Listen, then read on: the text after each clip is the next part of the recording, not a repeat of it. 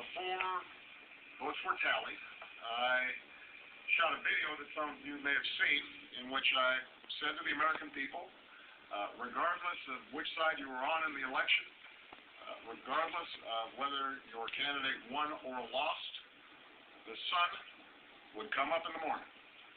And that is one bit of prognosticating that actually came true. The sun is up. And I know everybody had a long night. I did as well. I had a chance to talk to President-elect Trump last night, about 3:30 in the morning, I think it was, to congratulate him on winning the election. And I had a chance to invite him to come to the White House tomorrow to talk about making sure that there is a successful transition between our presidencies. Now, it is no secret that the President-elect and I have some pretty significant differences. But remember, 8 years ago, President Bush and I had some pretty significant differences. But President Bush's team could not have been more professional or more gracious in making sure we had a smooth transition so that we could hit the ground running.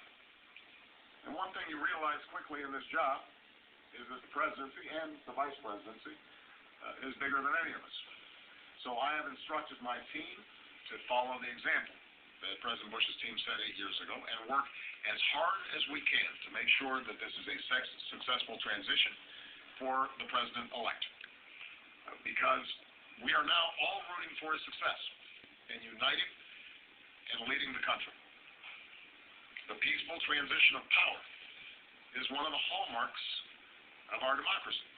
And over the next few months, we are going to show that to the world.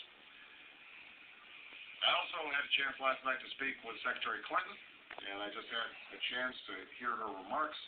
I could not be prouder of her. She has lived an extraordinary life of public service. She was a great First Lady. She was an outstanding senator for the state of New York, and she could not have been a better Secretary of State. I'm proud of her. A lot of Americans look up to her. Her candidacy and nomination was historic and sends a message to our daughters all across the country that they can achieve at the highest levels of politics.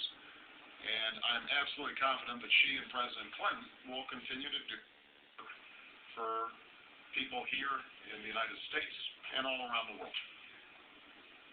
Now, everybody is